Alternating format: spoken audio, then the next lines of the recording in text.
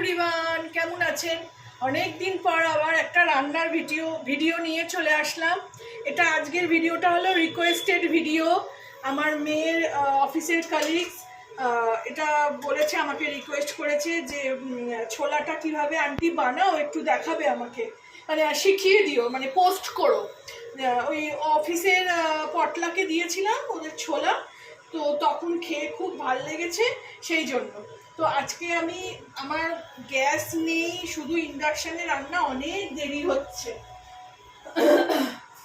আজকে একটা ভালো দিনও, আমার মেয়ের আজকে জন্মদিন, ওই জন্য আজকে ছোলাটা করছি। ও খেতে ভালোবাসে ছোলা, তো ছোলা করছি বলে আপনাদের সঙ্গে শেয়ারও করছি। এই ছোলার এই ছোলার ভিডিওটা আমার চ্যানেলে নেই, নিরামিষ করে আছে, নিরামিষ ছোলার ভিডিও আছে, আপনারা ওটাও দেখে আসতে পারেন। এটা আমি একটু আজকে পেঁয়াজ রসুন দিয়ে করছি। প্রথমে তেল দিয়ে দিলাম, তেলটা গরম হোক। তেলটা গরম হয়ে গেছে, এরপরে আমি এতে একটু গোটা গরম মশলা ফোড়নে দেবো। একটু দেবো লবঙ্গ 4-6টা মতো, একটু দেবো ছোটো এলাচ 4টে মতন দিলাম, দারচিনি দেবো একটু,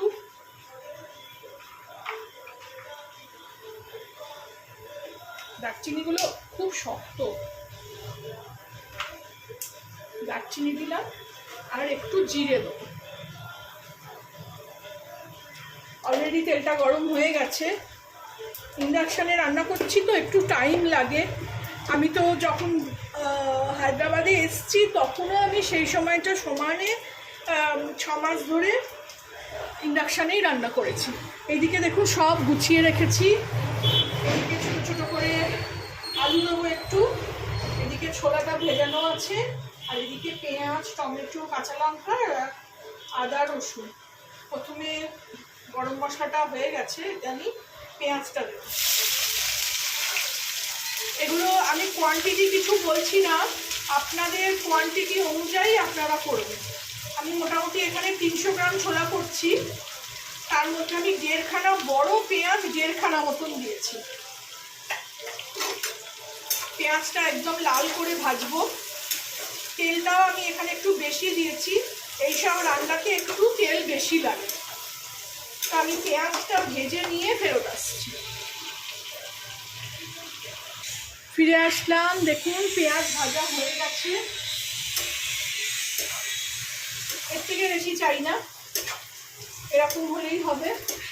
এর মধ্যে আমি রসুন বাটা, আদা বাটা,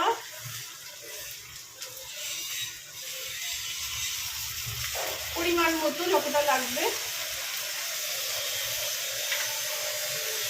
এখানে কাঁচা লঙ্কা আর টমেটো সব একসঙ্গেই দিয়ে দেবো।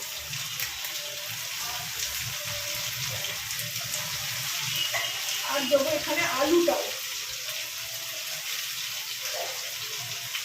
এর সঙ্গে কষা হয়ে যাবে। কারণ আলাদা করে আলু ভাজার আর দরকার নেই। পটলা যখন করেছিলাম তখন তাতে আলু দিইনি, এটা যেহেতু ঘরোয়া করছি তো ওই জন্য একটু আলু দিলাম। দিয়ে এটাকে এবার ভালো করে কষাবো। আর এখানে একটু পেঁয়াজ বাটা আছে, এটাও দিয়ে দেবো।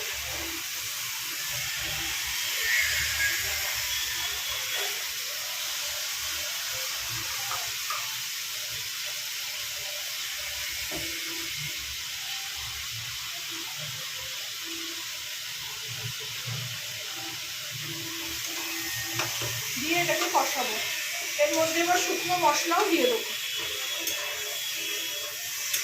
এটা একটুখানি কষানো হবে, তারপরে শুকনো লঙ্কা দেবো। এটা একটু আপাতত ঢেকে দেবো।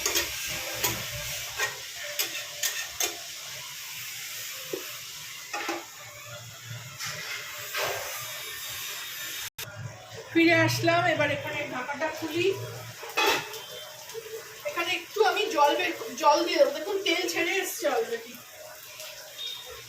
শুকনো মশলাটা দেবো তো, অল্প করে একটু জল দিয়ে দেবো। এবার দেবো এখানে, আপনারা তো জানেনই আমি ধনে জিরে বিশেষ খাই না, এখানে আমি দেবো একটু হলুদ, আপনারা চাইলে ধনে জিরে দিতে পারেন, একটু জিরে ভাজা দেবো আমি, সেটা পরে। আর দেবো কাশ্মীরি লঙ্কার গুঁড়ো, ভালো কালারটাও হবে। দেবো একটু চিনি, ওটা আমার সিগনেচার।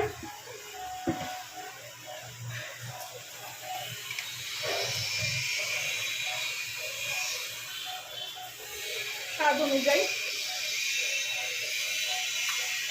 ঝালটাও আপনারা আপনাদের স্বাদ অনুযায়ী দেবেন। আমি এখানে 4টে কাঁচা লঙ্কা দিয়েছি, দিয়ে এবার এটাকে ভালো করে আবার কষাবো, সব মিলিয়ে নেবো।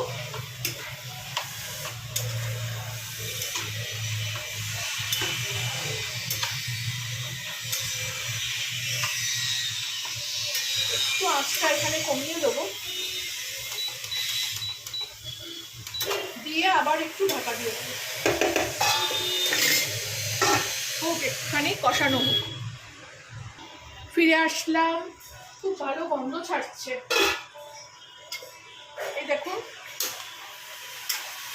কি সুন্দর কালার এসছে, সব ভালো করে কষে গেছে। ও আজকে তো দারুণ ওয়েদার, আজকে আমার মেয়ের জন্মদিন, আর বিশাল জোর মেঘ ডাকছে, আজকে মনে হয় গরমটা একটু কমবে। আমার মেয়ের জন্মর সময়ও একটু বৃষ্টি হয়েছিল, এপ্রিল মাস, তাও বৃষ্টি হয়েছিল, কলকাতায় জন্মেছিল। এইবারে একটা টুইস্ট আছে, আমি ছোলাটা সেদ্ধ করি, ছোলাটা মশলার সঙ্গে কষিয়ে নিয়ে সেদ্ধ করতে দেবো। ছোলাগুলো সব ঢেলে নিই, ছোলা সব দিয়ে দিয়েছি, এবার ভালো করে মিশিয়ে নেবো, আঁচটাকে বাড়িয়ে দেবো। একটা ভালো ইন্ডাকশন কিনতে হবে আসলে, যাতে একটু আঁচটা বেশি হয়, গ্যাসের যা পরিস্থিতি। আমি ব্লগ দেখছি যখন অনেকেই এরকম মাটির চুলা বানিয়ে নিয়ে রান্না করছেন, খুবই কষ্ট, খুবই অসুবিধে। আমাদের তো সেই উপায় নেই, ফ্ল্যাটে থাকি, সেই জন্য ইন্ডাকশনটাই আমাদের ভরসা। এটা ভালো করে কষিয়ে নেবো, দিয়ে কুকারে ঢালবো। ভালো করে কষিয়ে নিলাম, এবার এটা কুকারে ঢেলে, কারণ কুকার ছাড়া ছোলা হওয়া অসুবিধে, সেদ্ধই হবে না। আর তাছাড়া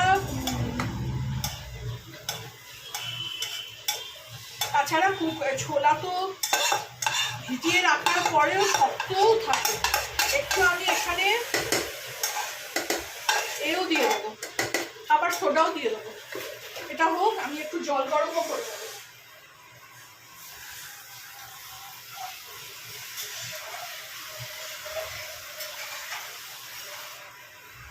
কলের জল আপাতত গরমই আসছে, তাও আমি একটু বসিয়ে দিই, জলটা গরম করে নিই। জলটা ঢেলে দিলাম,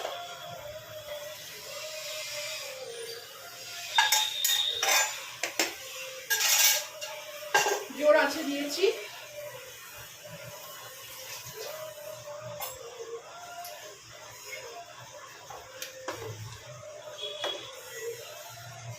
কি সুন্দর কালারটা এসছে দেখুন। এইবার এতে আমি একটু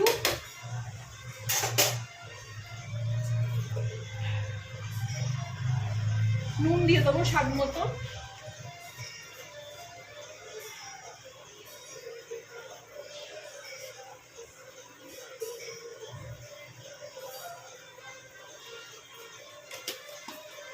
দেব একটু ভাজা জিরের গুঁড়ো,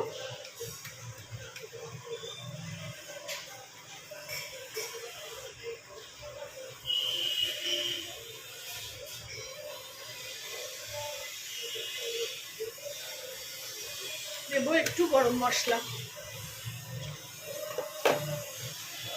গরম মশলা আমার জিরে, ছোটো এলাচ, দারচিনি, লবঙ্গ গুঁড়ো করে নিয়েছি। দিয়ে এবারে এটাকে লিড লাগিয়ে দেবো, এটা ফুটে উঠুক, এটাকে মিলিয়ে দিই।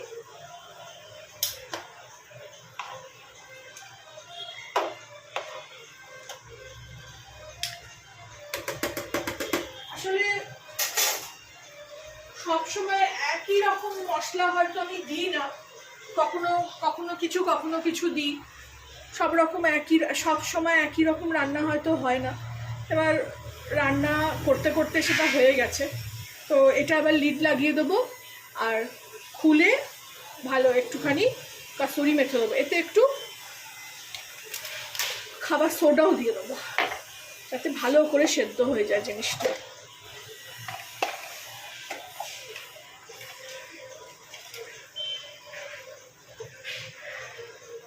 একটুখানি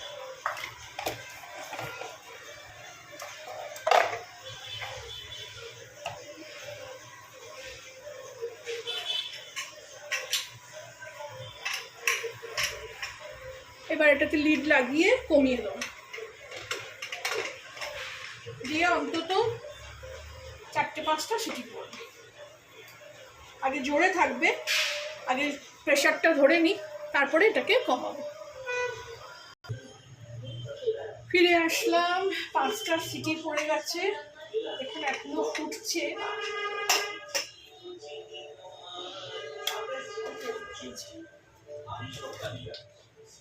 এটা আবার একটু চালিয়ে দেবো, 5টা সিটি করার পর আমি বন্ধ করে দিয়েছিলাম। এবার এতে দিয়ে দেবো একটু কাসুরি মেথি। একদম আপনাদের যদি গন্ধটাও শোকাতে পারতাম, মানে একদম মাংসর মতন গন্ধ ছাড়ছে। কসুরি মেথিটা দেখে দিতে হবে যাতে তেতেও না হয় অথচ ভালো গন্ধ ছাড়ে। আমার কসুরি মেথিটা না ফ্রিজে থাকে, তো দেখুন একদম হাতে এরকম করলেই গুঁড়ো হয়ে যাচ্ছে।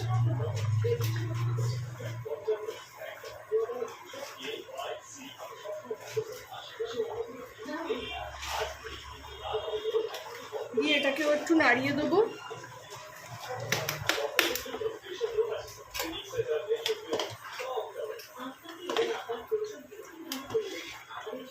একদম মানে কাজের বাড়ির মতন গন্ধ ছাড়ছে।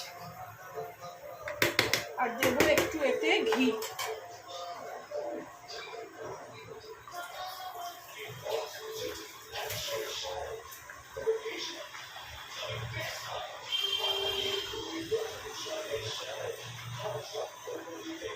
রান্না আমার কমপ্লিট, আপনারাও বানাবেন আমি যেভাবে দেখালাম, বানিয়ে আমাকে জানাবেন কেমন লাগলো। 4 চামচ মতন ঘি দিলাম। ভালো লাগলে আমার চ্যানেলটাকে লাইক, শেয়ার অ্যান্ড সাবস্ক্রাইব করে দেবেন। এটা এখন কিছুতে ঢালবো না, এর মধ্যেই থাকবে, এর মধ্যে থেকেই মেখে এখন বেড়ে দেবো। ফুটছে এখনো, চালিয়ে দিয়েছি এটা। আমি বারবার আপনাদের বলেছি, ডাল জাতীয় জিনিস যত ফুটবে তত খেতে ভালো হবে।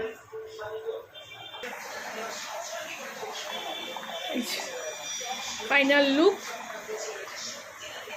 ভালো লাগলে আমার চ্যানেলটাকে লাইক, শেয়ার অ্যান্ড সাবস্ক্রাইব করে দেবেন। Thank you for watching.